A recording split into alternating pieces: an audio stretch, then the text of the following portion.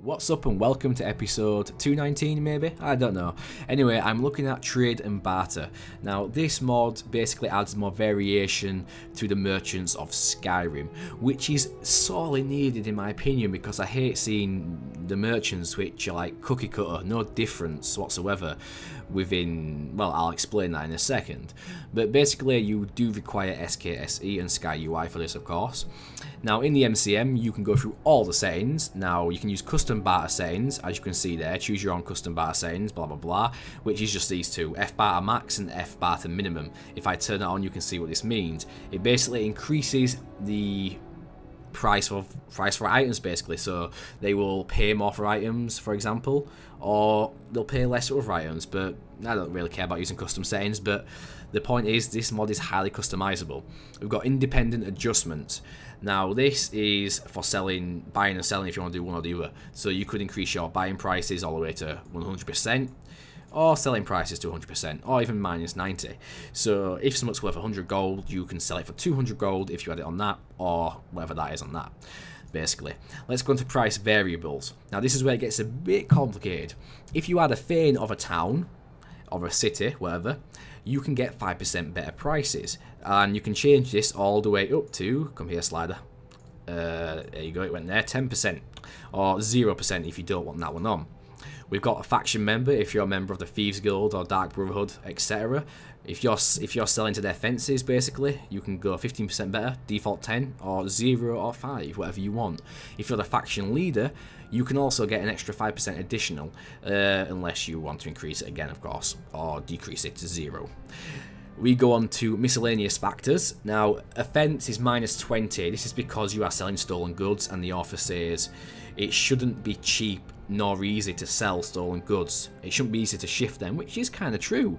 So in a way, you get bad prices for it. You don't sell your stuff for what it should be worth, really. So you can get minus 20% all the way to minus 25. If you don't like that, of course, put it on 0. We've got knowledgeable trader, which is another great concept I love. So basically, if you're a blacksmith and you're selling weapons or armor, you can get more money for your items. If you're an apothecary, you get more stuff for your potions and your ingredients, like what are they called now? I've just gone stumped. I can't remember any apothecary ingredients, but you know what I'm saying.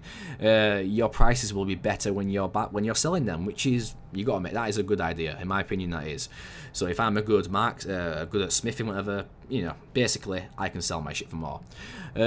These three is also a good idea. If you're naked, so having like it says, a lack of proper attire will affect your prices. Of course, you can increase it. So some merchants might like seeing you naked, so 10% increase in prices, but generally minus 10. If you're wearing a helmet, so you're hiding your face behind a helmet or hood, will affect the prices. Apparently, Thieves Guild hood does not work for that, so that's exempt. It's on 0 by default. You can change it to 10 or 10. Weapon drawn, so if you go in there with your weapon out, so you're going to attack the motherfuckers, they will not like it and give you minus 5%, again, 10 and 10. We've got location, which is also, this is full of good ideas. Higher prices in cities, so of course it makes sense. In a high class city like Solitude, you've got to pay 35% more for your items, while the same item in like Whiterun, for example, you're only paying 15% higher than the standard rate. So it depends. Even when selling, you're getting better for your gear there. Basically, you're getting more septums for your gear in Solitude, and you're getting practically nothing to sell it in Whiterun. So it adds some strategy to selling your stuff. And of course, you can change all of these from 35, 50 to 10. So either way, you're definitely getting something higher regardless, besides selling. So it's always going to be more when you're buying in certain places, for example. Always going to be 10%, maximum 50. Selling can be on 0. And it goes all the way from Solitude, Markarth, Windhelm, Riften, and Whiterun, because they're the big cities, of course. We've also got on the side here relationships. If you are a friend of a NPC, you can get 5% better prices, all the way up to 10% if you want. If you're an ally, so a better relationship, you can get 10 by default, or 20% if you wish. If you're a lover, so i.e. you're married to the NPC, you can get 30% better prices, or a maximum of 40, and it goes all the way to 0, of course. We've also got another great feature called race relations. Now this is like a bit of racism, and Skyrim is full of racism, so you can use default race relations, or you can set custom. let's go and custom so I can show you. So we've got Altmers, Argonians, Bosmers, Brettons, Dunmers, Imperials, Khajiits, Nords, Nord Stormcloaks, Orcs, Redguards. So if you're, let's say, an Argonian, you can have 15%, I believe in the positive, it means you'll get better prices being an Argonian, or you can get like really bad prices. Because you're Argonian, they don't like you, they are racist towards you, they will give you shit prices. Again, it makes sense.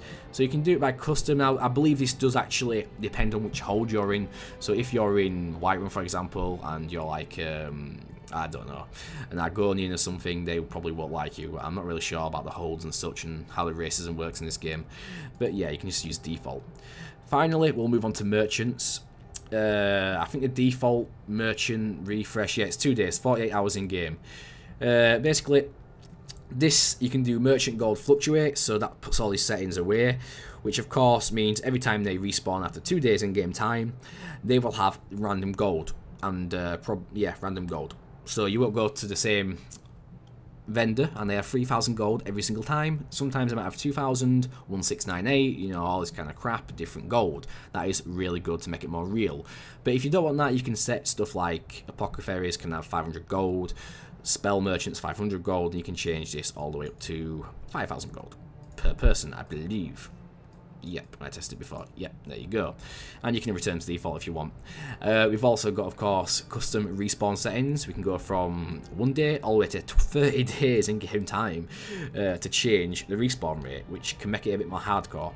We've also got the perks, of course, the Investor and Master Trader. It basically just allows, the perks that are already in the game, it basically allows you to adjust your how much gold you can literally invest. So Master Trader goes all the way to 5,000 gold, and so does Investor, so you can adjust all that crap. So that is basically the overview of this mod, and you have to admit, you know, this is going to add, it's, for me at least, it's going to make the game more variable, so to speak. It's going to make the game better. It's not going to look as cookie cutter, it's just going to feel better to me, because I do like this kind of randomness. And overall, it's cool. Come on, it is cool. Some of you, of course, won't appreciate it, but I personally think it's a really good idea, and it's full of good ideas. Anyway, thank you for watching, and go and download Endorse this.